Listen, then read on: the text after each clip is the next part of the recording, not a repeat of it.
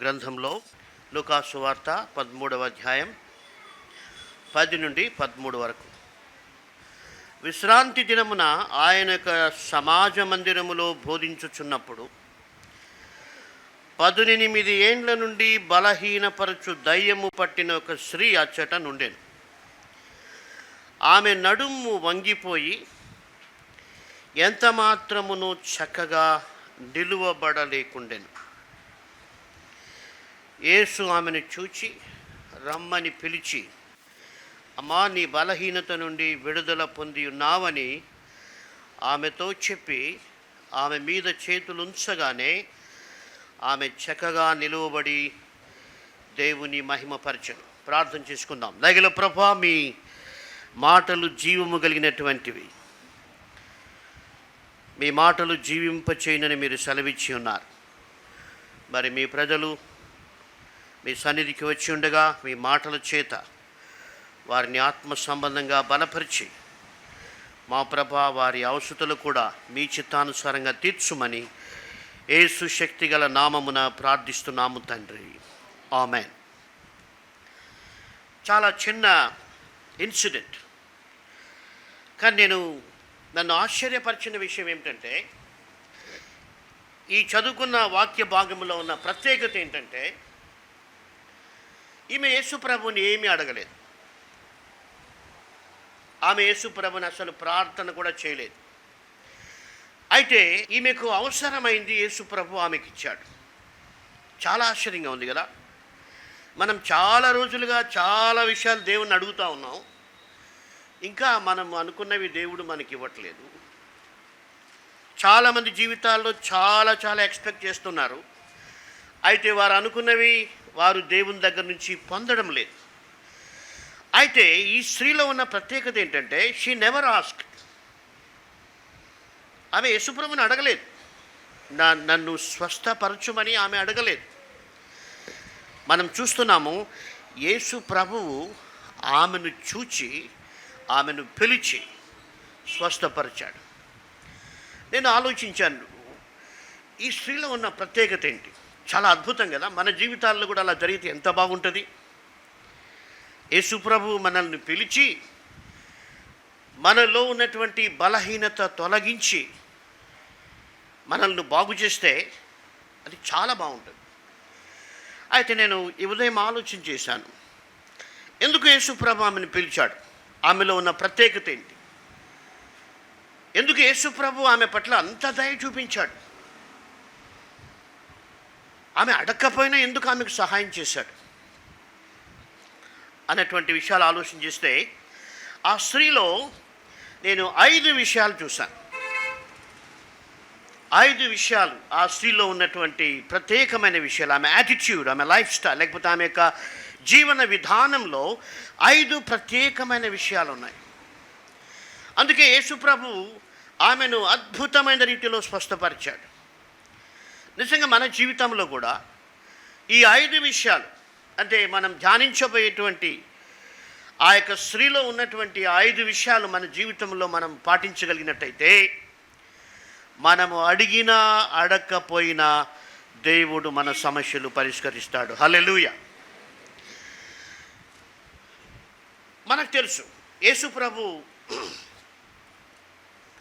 ఆమెను అంతగా పిలిచాడంటే ఖచ్చితంగా ఆమెలో ఏదో ఒక ప్రత్యేకత ఉంటుంది. సరే, అక్కడ మనం చూస్తూ ఉన్నాం, ఆమెలో ఉన్న ప్రత్యేకత ఏమిటంటే, ఆమె సమాజ మందిరంలో ఉంది. దేవుని రాజ్యము వెతికేటువంటి మనస్సు ఆమెకు ఉంది. అందుకే ఆమె సమాజ మందిరంలో ఉంది. కాబట్టి ఒక వ్యక్తి జీవితంలో, విశ్వాసి జీవితంలో ఏం ఉండాలంటే, నేను నా దేవుని రాజ్యాన్ని, నా దేవుని నీతిని వెతకాలన్నటువంటిది మనలో ఉండాలి. మొట్టమొదట మన సమస్యలు పోవాలి, మన చింతలు పోవాలి, మన బాధలు పోవాలి. అంటే నాకు తెలీదు అవి పోతాయో పోవో, బట్ ఒక వ్యక్తి దేవుని రాజ్యమును వెతికే ఆశ ఉంటే బైబిల్ చెప్తుంది, దేవుడు మీకు అవసరమైనవి మీకు అనుగ్రహిస్తాడు. హల్లెలూయా. That's a guarantee. ఆ విషయం యేసు ప్రభు కొండ మీద ప్రసంగంలో చెప్పాడు. మనం చదువుకొని వెళ్ళిపోతాం, బట్ నేను అనుకుంటాను ఆమె పాటిస్తాం, ఆమె దాన్ని అనుసరిస్తూ ఉంది. I think maybe she heard that message. ఏం చెప్పారు యేసు ప్రభు? మీకు అక్కరగా ఉన్నవేమో మీ పరలోకపు తండ్రికి తెలియను అని చెప్పాడు. తర్వాత ఏమి తిందుమో, ఏమి తాగుదుమో, ఏమి ధరించుకుందుమో అని మీరు చింతించవద్దు. వీటన్నిటి విషయమై అన్ని జనులు చింతిస్తారు. మీరైతే ఆయన రాజ్యమును నీతిని మొదట వెదుకుడి, అప్పుడు అవన్నీ మీకు అనుగ్రహింపబడును. I believe something like this. ఆ యొక్క స్త్రీ ఒకవేళ ఒక నిర్ణయానికి వచ్చింది, ఏంటంటే ఓకే, నేను దేవుని మందిరానికి వెళ్తాను, దేవుడు చెప్పినట్టు నేను జీవిస్తాను అన్నటువంటి ఒక కమిట్మెంట్ ఆమె లైఫ్లో మనం చూస్తూ ఉన్నాం. ఆమె దేవుని రాజ్యాన్ని వెతకడానికి నిర్ణయించుకునింది. కాబట్టి మన జీవితంలో ఆయన మాటలు జ్ఞాపకం చేసుకోవాలి, ఆయన మాటలను ఆధారం చేసుకోవాలి, ఆయన మాటలను అనుసరించాలి. అప్పుడు అవన్నీ కూడా మనకు అనుగ్రహించబడతాయి. ఆమె దేవుని రాజ్యాన్ని వెతుకుతూ ఉంది, నెంబర్ 1. నెంబర్ 2, ఆమె ఏంటంటే తాను సాకులు చెప్పడం లేదు. చెప్పాలనుకుంటే ఆమె ఎక్స్క్యూజ్ చెప్తే ఎవరు కూడా ఆమెను అన్నము. ఎందుకంటే ఆమె ఎంత మాత్రము నిలువబడలేకుండానని బైబిల్ చెప్తుంది. ఆమె యొక్క ఫిజికల్ స్టేటస్ ఎలా ఉందంటే ఆమె ఎంత మాత్రం కూడా నిలువబడలేనటువంటి స్థితి. అసలు ఇంగ్లీష్లో she could not lift up her self. అసలు ఆమె తల ఎత్తి కూడా చూడలేనటువంటి పరిస్థితి. ఆమె ఎక్స్క్యూజ్ చెప్పి ఉండొచ్చు, ఏంటంటే నేను మందిరానికి పోలేను, నేను సరిగా నిలబడలేను, నేను పోలేనని ఆమె చెప్పుండొచ్చు. అయితే ఆమెలో ఒక డిటర్మినేషన్ ఉంది, ఏంటంటే no matter what happens around me or in me, I must seek his kingdom and righteousness. Hallelujah. కాబట్టి ఆమె బలహీనత ఆమెకు అడ్డు రాలేదు. మన జీవితంలో ఏమిటంటే చాలామంది క్రైస్తవులు అన్నీ బాగున్నా కూడా మందిరానికి పోరు. ఒకసారి ఊహించుకోండి, if she had not come attended on that particular day, ఆమె జీవితాంతం అలాగే ఉండిపోయే పరిస్థితి కదా. నాకు బాగలేదు, నేను పోలేను అని అనుకొని ఉంటే ఆ రోజు ఆమె జీవితంలో చూసి ఉండేది కాదేమో. కాబట్టి మన జీవితంలో ఒక డిటర్మినేషన్ ఉండాలి, నేను దేవుని మందిరానికి పోవాలి. ఆమె ఎంత మాత్రము నిలువబడలేకపోయినప్పటికి కూడా ఆమె వచ్చింది. గమనించండి, దేవుడు మన హృదయాన్ని చూస్తాడు, కేవలం మన మాటలు వినేవాడు దేవుడు కాదు. యెషయా ప్రవక్త ప్రవచించాడు, వీరు మాటలతో నాకు దగ్గరగా ఉన్నారు కానీ హృదయంలో వారు దగ్గరగా లేరని చెప్తున్నాడు. కాబట్టి ఈమె హృదయంలో దగ్గరగా ఉంది దేవునికి. సో ఆమె ఎటువంటి ఎక్స్క్యూజెస్ చెప్పడం లేదు. రెండవ విషయం నేను చెప్తున్నాను, అంటే మన జీవితంలో బైబిల్ చదవడానికి, ప్రార్థన చేయడానికి, మందిరానికి పోవడానికి ఎలాంటి సాకులు చెప్పద్దు. దేవుడు వాటిని అప్రూవ్ చేయడు. ఎందుకంటే ఇక్కడ చూస్తున్నాం మీ స్థితి ఇంత మాత్రము నిలువపడలేదు. మూడో విషయం ఏంటంటే she is doing the same since 18 long years. ఆమె 18 ఏండ్లుగా ఆమెకు ఆ బాధ ఉంది, కానీ ఆమె కంటిన్యూగా ఆమె దేవుని మందిరానికి వస్తూ ఉంది. ఎంత గొప్ప విషయం! 18 ఏండ్లు. I cannot imagine. మనము అడిగింది దేవుడు ఇవ్వకపోతే, కొంచెం ఆలస్యం అయితే, నిన్న సంవత్సరం అనుకున్నది జరగకపోతే ఎంత కొట్టుమిట్టాడతాం, ఎంత అల్లాడిపోతాం. అయితే 18 ఏండ్లుగా ఆమె అనుకున్నది, లేకపోతే ఆమె ఎక్స్పెక్ట్ చేసింది ఏం జరగడం లేదు. అయితే కూడా ఆమె మందిరానికి వస్తుంది. అంటే ఆమెకు చాలా చాలా ఓపిక ఉంది, చాలా చాలా ఓపిక ఉంది. అంతేకాదు ఆమెలో ఒక డిటర్మినేషన్ ఉంటుంది. ఏంటంటే నా ఆరోగ్యం బాగైనా బాగా కాకపోయినా నేను నా దేవుని మందిరానికి వెళ్తాను. హల్లెలూయా. నా ఆరోగ్యం బాగైనా బాగా కాకపోయినా నేను నా యేసుని వెంబడిస్తాను. అది విశ్వాసం. కేవలం ఆరోగ్యం కొరకే వస్తే చాలామంది వచ్చి వెళ్ళిపోయిన వాళ్ళు వేల మంది ఉన్నారు. సాక్ష్యాలు చెప్పి కూడా సాక్ష్యం లేకుండా పోయినారు. అయితే ఈమెలో ఉన్న ప్రత్యేకత ఏంటంటే 18 ఏండ్లుగా ఆ బాధ ఉన్నప్పటికీ ఆమె ఆ యొక్క మందిరానికి వస్తూ ఉంది. 4వ విషయం, ఆమె దేవుణ్ణి అసలు అడగడం లేదు. తన శరీరం బాగు చేయమని ఆమె దేవుణ్ణి అడగలేదు. అంటే ఆమె నమ్మింది, దేవుని మాట నమ్మింది. ఆయన నాకు ఏది అవసరమో అది ఆయన తీరుస్తాడని. సరే, యేసుప్రభు వచ్చాడు. బై ద టైం యేసుప్రభు అప్పటికే ఆయన చాలా మందిని స్వస్థపరిచిన దేవుడు. మనం ఒకసారి ఆ యొక్క సందర్భాన్ని ఊహించుకుంటే అప్పటికే చాలా మందిని స్వస్థపరిచాడు. మరి యెరూషలేము, యూదయ ఆ యొక్క ప్రాంతాలన్నింటిలో కూడా యేసుప్రభు స్వస్థపరుస్తున్నాడు. ఆయన ద్వారా మనుషులు బాగవుతున్నారు, ఆయన ద్వారా కుష్ఠరోగులు బాగవుతున్నారు అని చాలా చాలా అద్భుతమైన విషయాలు ఆమె వినింది. మరి యేసుప్రభు ఆ రోజు వచ్చినప్పటికీ కూడా ఆమె యేసుప్రభు దగ్గరికి పోయి అడగడం లేదు. నాకు చాలా ఆశ్చర్యం అనిపించింది. ఆమె యొక్క విశ్వాసం ఎంత గొప్పది.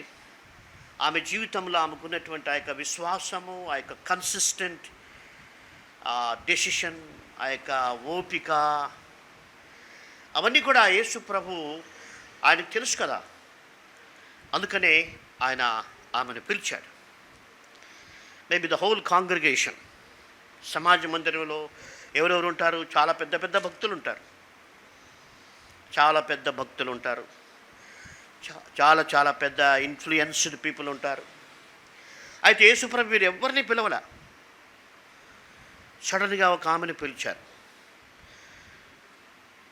పిలిస్తే ఆమె ఎవరంటే నోబడీ కేర్డ్ ఫర్ హర్. ఎవరు ఆమెను లెక్క చేసి ఉండరు.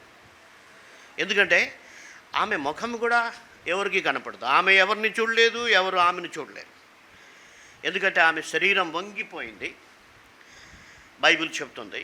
కాబట్టి naturally she cannot see anybody and nobody can see her face. So ఒక అనామకురాలుగా ఆమె ఉంది, ఎవరు గుర్తుపట్టని వ్యక్తిగా ఉంది. ఎప్పటి వరకు అంటే యేసు ప్రభు పిలిచేంత వరకు. అయితే యేసు ప్రభు ఆమెను పిలిచినప్పుడు షీ బికేమ్ ఏ స్టార్. అంతే, ఆమె ఒక్కసారిగా అందరూ ఆమె వైపు చూశారు, ఆశ్చర్యపోయారు. యేసు ప్రభు ఆమెను పిలిచాడు. కాబట్టి ఒక వ్యక్తి జీవితం ఎంత మరుగున పడినప్పటికీ, ఎవరు లెక్క చేయకపోయినప్పటికీ పర్వాలేదు, యేసు ప్రభు ఆ వ్యక్తిని పిలిస్తే ఆ వ్యక్తి జీవితం మనుష్యులను ఆశ్చర్యపరుస్తుంది. వాళ్ళు ఆశ్చర్యపోయారు. సో ఆమె విశ్వాసం దేవుని రాజ్యమును, నీతిని వెతుకుతూ ఉంది. సో 5వ విషయం, ఆమెలో ఉన్న ప్రత్యేకత ఏమిటంటే, ఇది కొంచెం మనం ఆలోచన చేయాలి. బైబిల్ చెప్తుంది, 12వ వచనం చూస్తే, అమ్మా నీ బలహీనత నుండి విడుదల పొంది ఉన్నావని ఆమెతో చెప్పి. అంటే ఆమె మనస్సులో, ఆమె జీవితంలో ఏం బాధ ఉందో యేసుప్రభుకి తెలుసు. సో ఆ రోజున దేవుడు ఆమెను దర్శించి ఆమెకు చెప్పాడు, ఇంకా నీ బలహీన నుంచి విడుదల పొందావు. ఒక ఫుల్ స్టాప్ వచ్చింది. ఇంట్రెస్టింగ్ థింగ్ ఏమిటంటే, ఆమెలో ఉన్న ప్రత్యేకత ఏమిటంటే, ఆమె మీద చేతులుంచగానే ఆమె చక్కగా నిలువబడి దేవుని మహిమపరచెను. ఒకసారి మనం ఈ మాట ఆలోచన చేస్తే ఆమెలో ఉన్న ప్రత్యేకత ఏమిటంటే, తన జీవితంలో దేవుణ్ణి మహిమపరిచేటువంటి ఆ గొప్ప విశ్వాసం ఆయనలో ఉంది. సపోజ్ ఈ రోజుల్లో ఎవరైనా స్త్రీలు అలాగ పొందితే ఆమె ఏం చెప్తారంటే, చూసినావా నా ప్రార్థన ఎంత గొప్పదో, నా ప్రార్థన శక్తితో నా రోగం పోయింది, అని చెప్తారు. లేకపోతే ఎవరైనా ఒక సేవకుడు స్వస్థపరిస్తే నా ప్రార్థనలో ఎంత శక్తి ఉంది చూసారా అంటారు. But here is a lesson. ఆమె వెంటనే దేవుణ్ణి మహిమపరుస్తోంది. హల్లెలూయా. కాబట్టి మన జీవితాల్లో మనకి ఏదైనా ఒక టాలెంట్ ఉంటే, ఒక మేలు కలిగితే, మన ప్రార్థనకు దేవుడు జవాబిస్తే, మనకు సహాయం చేస్తే మనం పొంగిపోకూడదు. లేకపోతే మన విశ్వాసం గొప్పదని అతిశయపడకూడదు. అది కేవలం దేవుని కృప. సో ఇక్కడ నేను ఒక పాయింట్ నన్ను నేను పరిశీలన చేసుకున్నాను. సో ఇక్కడ నా యొక్క ఆలోచన ఏమంటే, ఒక వ్యక్తి దేవునితో సరి అయిన అనుబంధం కలిగి ఉంటే ఆ వ్యక్తి జీవితంలో దేవుణ్ణి మహిమపరిచేటువంటి ఆ యొక్క లక్షణం ఉంటుంది. Hallelujah. So what I want to say, ఒక విశ్వాసి జీవితంలో దేవుణ్ణి మహిమపరచలేని స్థితిలో ఉన్నాడంటే, దేవునికి మహిమ చెప్పలేని స్థితిలో ఒక విశ్వాసి ఉన్నాడంటే, ఆ వ్యక్తి ఆత్మీయ నడుము ఎక్కడో వంగిపోయింది. ఆ వ్యక్తి ఆత్మీయ జీవితం ఎక్కడో బలహీనపడిపోయింది. ఆ వ్యక్తి ఆత్మీయంగా చక్కగా నిలబడలేకపోతున్నాడు. అందుకే దేవునికి మహిమ అన్నటువంటి మాటలు రావడం లేదు. ఎప్పుడు ఆలోచనలు, చింతలు, బాధలు, సనుగుళ్ళు. కాబట్టి I believe one of the best evidences దేవునితో రైట్ రిలేషన్షిప్ కలిగి ఉంటే ఏంటంటే, ఆయన్ను మహిమపరిచేటువంటి స్వభావం ఉంటుంది. మనల్ని మనం మహిమపరచుకోం. ఆమె ఒకసారి ఇప్పుడున్న పరిస్థితులు ఏంటంటే, ఆమె వెంటనే ఒక ఫోటోగ్రాఫర్కి స్టిల్ ఇచ్చింటుంది, చూసావా నా భక్తి ఎంత గొప్పదో అని. లేకపోతే ఆ సేవకులు 10 ఫోటోలు తీసుకుంటారు స్వస్థపరిచి. No, glory belongs to God. Hallelujah. నన్ను చాలా ఆశ్చర్యపరిచిన విషయం ఏమిటంటే, పేతురు చదవాల్సిన టైం లేదు. పేతురు శృంగారం అనే దేవాలయం దగ్గర ఒక కుంటి వాడిని స్వస్థపరిచినప్పుడు మనుషులందరూ ఆయన దగ్గరకు వస్తే పేతురు ఒక మాట అన్నాడు. చూడండి మాట ఒకసారి. అపోస్తలుల కార్యంలో 3వ అధ్యాయం 12వ వచనం. అంటే దేవుణ్ణి మహిమపరిచేటువంటి స్వభావం గురించి నేను చూపిస్తా ఉన్నాను. పేతురు దీనిని చూచి ప్రజలతో ఇట్లనెను, ఇశ్రాయేలీయులారా, మీరు వీని విషయమై ఎందుకు ఆశ్చర్యపడుచున్నారు? గమనించండి మాటలు. మా సొంత శక్తి చేతనైనను భక్తి చేతనైనను నడువను వీనికి బలమిచ్చినట్టుగా మీరెందుకు మా తట్టు తేరి చూచుచున్నారు?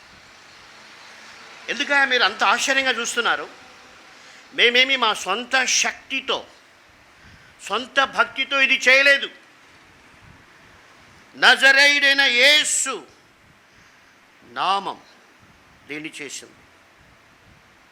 దేవుడి పని చేసి అబ్రహాము, ఇస్సాకు, యాకోబు అను వారి దేవుడు అనగా మన పితరుల దేవుడైన తన సేవకుడైన యేసును మహిమపరిచి ఉన్నాడు. It's all glory to God అన్నాడు. నేను అప్పుడు అనుకున్నాను, ప్రభా ఏంటి నా ఎట్లా చెప్తా ఉన్నాడు?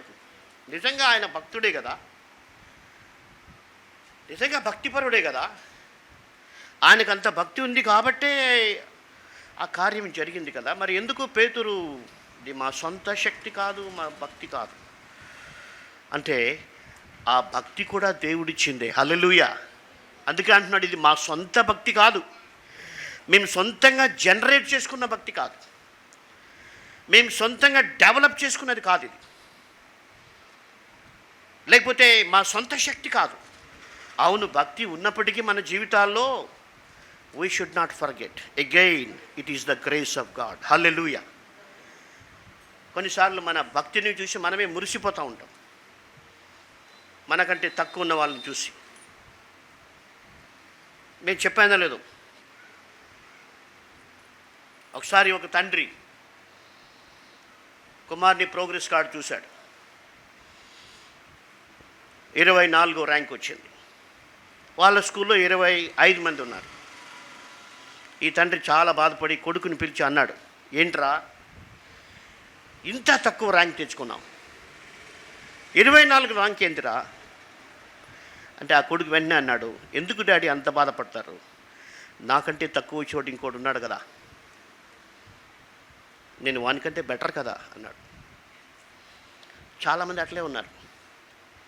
మనకంటే తక్కువ వాళ్ళని చూసి మనం వారికంటే బాగున్నామని భ్రమపడేటువంటి ఆత్మీయ గర్వం కలిగిన వాళ్ళు చాలామంది ఉన్నారు. నువ్వు వేరే వాళ్ళతో కాదు పోల్చుకోవాల్సింది, దేవుని వాక్యంతో నీ ఆత్మీయ జీవితాన్ని పోల్చుకోవాలి. యేసు మాటల ప్రకారం నువ్వు జీవిస్తూ ఉన్నావా? ఆయన మాటలు నీ హృదయంలో ఉన్నాయా? వాటిని ఎంతవరకు నువ్వు గౌరవిస్తున్నావని ఆత్మీయంగా బేరీజు వేసుకోవాలి. కాబట్టి ఈమె దేవుణ్ణి మహిమపరుస్తూ ఉంది. తన సొంత భక్తి కాదు, తన సొంత శక్తి కాదు, దేవునికి ఆమె మహిమ చెల్లిస్తూ ఉంది. సో నేను అనుకుంటున్నాను, God was very much pleased with her.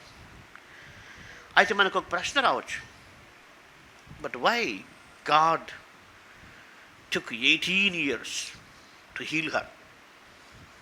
ఆమె మంచిదే కదా, మంచి భక్తురాలు కదా, మరి 18 ఏండ్లు టైం ఎందుకు తీసుకున్నాడు దేవుడు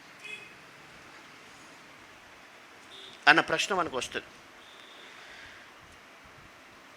అయితే దేవుడు తన చిత్తమైన సమయంలో తనకు మహిమకరంగా ఆయన పనులు చేస్తాడు. హల్లెలూయా. The years mentioned in the Bible, like here 18 years. ఆ యొక్క యోహాను సువార్త 5వ అధ్యాయంలో ఒక వ్యక్తి 38 ఏండ్లుగా ఆ వ్యక్తి పడి ఉన్నాడు. సో నాకేమనిపిస్తుందంటే, బైబిల్ బాగా చదివితే మనం నిరాశ పొందక్కర్లేదు. మనలో 38 ఏండ్లుగా కనిపెట్టుకున్న వాళ్ళు ఎవరు లేరు నాకు తెలిసి. 38 ఏండ్లుగా ఎవరు కనిపెట్టుకున్న వారు లేరు. అందుకనే ప్రభు ఆ మాటలు రాయించాడు. అంటే మనలో ఓపిక కావాలి. రెండోది, మన జీవితం దేవుణ్ణి మహిమపరచాలి. వేరే వాళ్ళకి నిరీక్షణ ఇవ్వాలి, వేరే వాళ్ళకి విశ్వాసం పుట్టించాలి.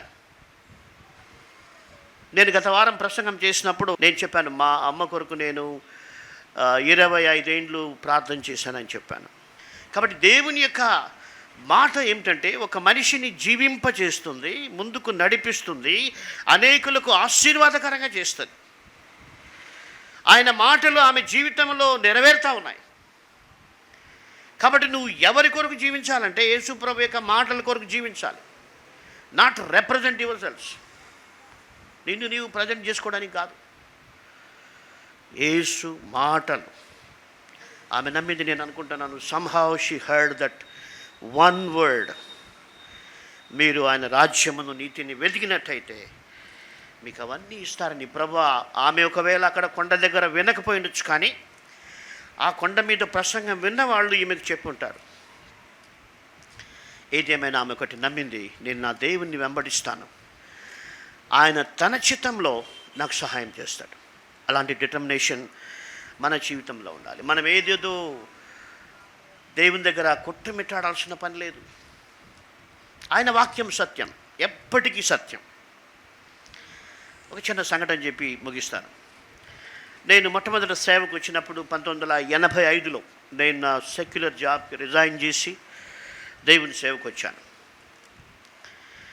87లో నేను చిత్తూరులో ఉన్నాను. నాకు ఒక ఆలోచన వచ్చింది, ప్రభా నా యొక్క సాక్ష్యం బుక్కు ప్రింట్ చేస్తే బాగుంటుంది కదా అని అనుకున్నాను, నా మనసులో అనుకున్నాను. తర్వాత నేనే లెక్కలేశాను, అది అప్పట్లో 3000 రూపాయలు అవుతుంది 87లో. నేనే ఆలోచన చేశాను, నేనే అనుకున్నాను, ఇది ఇంత డబ్బు మన దగ్గర లేదు, ఇది మనం ప్రింట్ చేయలేం అని నాకు నేనే అనుకొని నేను పక్కన పెట్టేశాను. ఇంకా ప్రేయర్ కూడా చేయలేదు దాని విషయం. అది నీవు ఇస్తామని కూడా నేను నమ్మలేదు.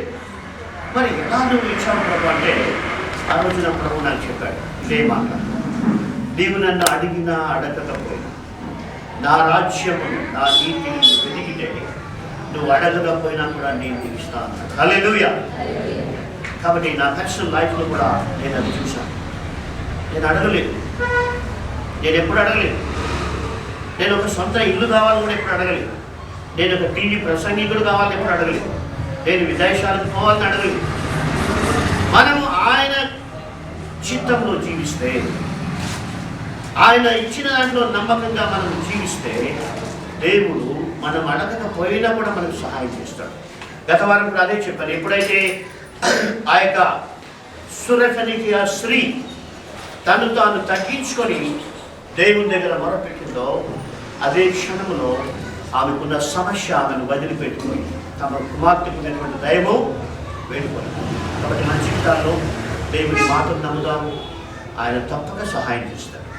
ఆయన తన కొరకు కనిపెట్టుకున్న వారిని ఆయన సిగ్గుపరచునని బయలుదేరాడు. వారు ఆయన తట్టు చూడగా వారికి వెలుగు కలిగెను, వారి ముఖములు ఎన్నడూ లజ్జింపకపో. ఆ మాట సత్యం. అయితే ఆయన తట్టు చూడడం లేదు మనుషులు, ఆయన కొరకు కనిపెట్టుకోవడం లేదు మనుషులు. అయితే బైబిల్ గ్యారెంటీ చెప్తుంది ఏంటంటే, ఆయన తట్టు చూస్తే వెలుగు కలుగుతుంది. ఆయన మాటలు ధ్యానిస్తే మన జీవితంలో వెలుగు ప్రజ్వరిల్లుతుంది. అయితే మనం ఆయన చెప్పినట్టుగా చేయకుండా మనం ఎంత ప్రయాసపడినా కూడా మనకు దేవుడి సహాయం వస్తుంది అనుకుంటే అది పొరపాటు. కాబట్టి మనం చూసాం ఆ యొక్క స్త్రీలో ఉన్నటువంటి ప్రత్యేకతను చూసాం.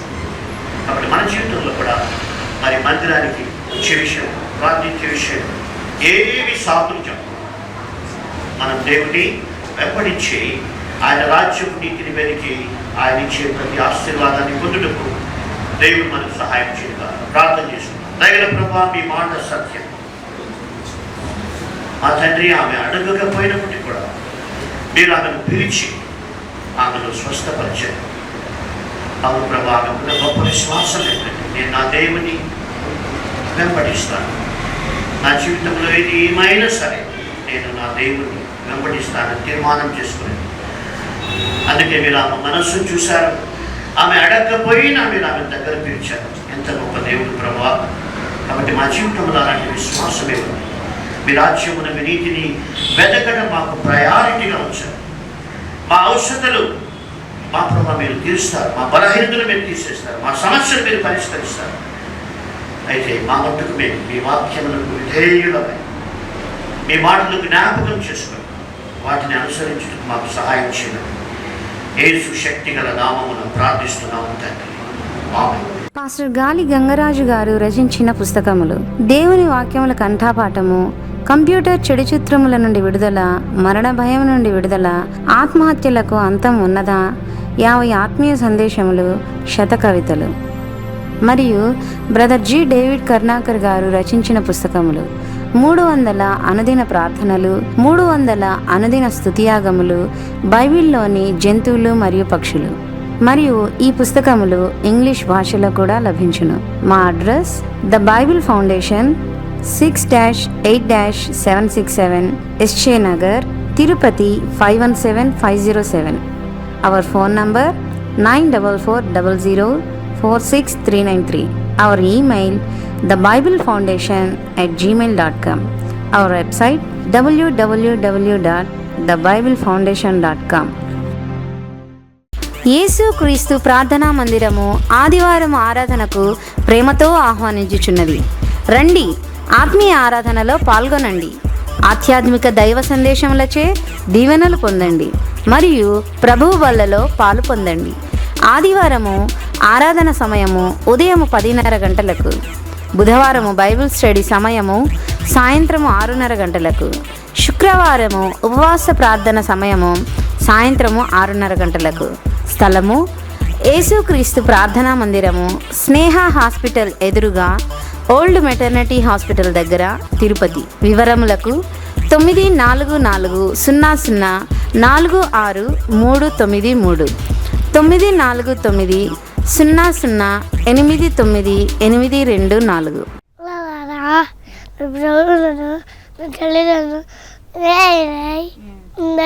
కీర్తనలు 42:1. నీతి వాళ్ళ కొరకు ఆశపడినట్లు దేవాని కొరకు నా ప్రాణం ఆశ వచ్చినది.